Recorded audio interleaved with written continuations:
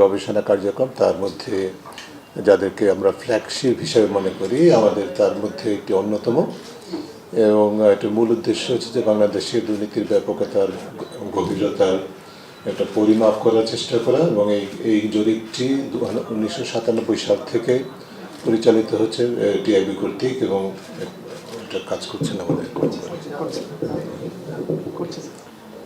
এবং এটি 2023-এর জরিপটি যেটা আমরা আজকে প্রকাশ করছি 2023 সালের জানুয়ারি থেকে ডিসেম্বর পর্যন্ত এই মেয়াদে দুর্নীতির চিত্র, ব্যাপকতা গভীরতার চিত্র, সেটি 10ম জাতীয় খানা জরিপ, সেবা খাতে খানা জরিপ।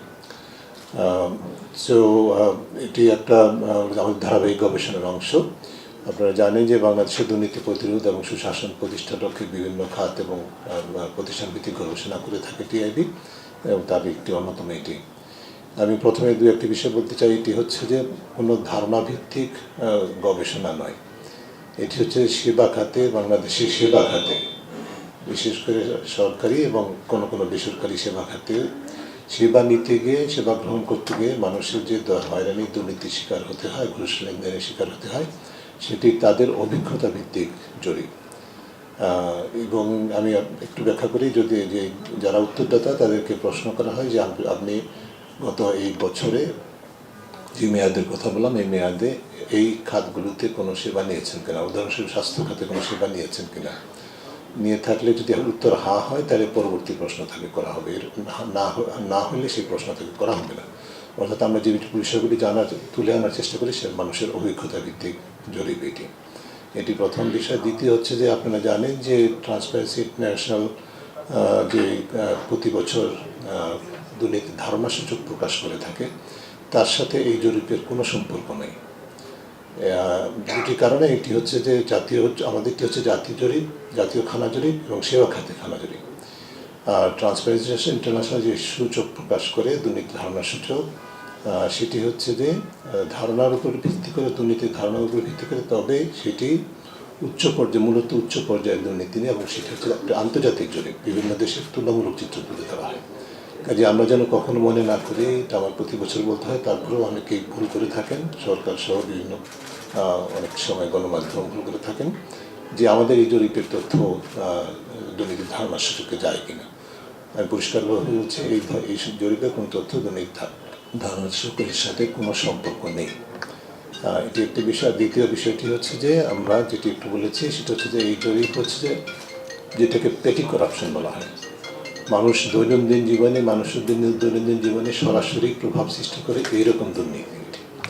এটা যে উচ্চ পর্যায়ের ক্ষমতার অপব্যবহারের মাধ্যমে যে দুর্নীতি, এবং যার সাথে একটা বিশাল ধরনের অর্থ পাচারের বিষয়টি জড়িত রয়েছে, যেটি নিয়ে আমরা সাম্প্রতিককালে আপনারা প্রকাশ করছেন, বিভিন্ন তথ্য প্রকাশ করছেন। টিআইবি বলছে, আমাদের বলে যেন শ্বেতপত্র কমিটি প্রকাশ করেছে তথ্য, সেটি হচ্ছে উচ্চ পর্যায়ের দুর্নীতির বিষয়, অর্থ পাচারের বিষয়। এই সুযোগে আমাদের যে আজকের যে জরিপ, তার সাথে উচ্চ পর্যায়ের দুর্নীতি বা অর্থ পাচারের কোনো সম্পর্ক নেই।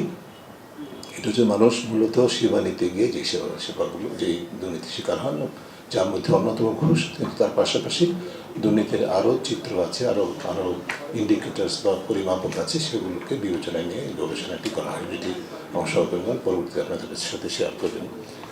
তৃতীয় বিষয়টি যেটি তৌহিদ একটু ইন্ডিকেট করেছে, আমি বলতে চাই যে আমাদের সাথে 3 জন সম্মানিত বিশেষজ্ঞ এখানে দেখতে পাচ্ছেন আপনারা, তাদের পরিচয় করিয়ে দেওয়া হয়েছে।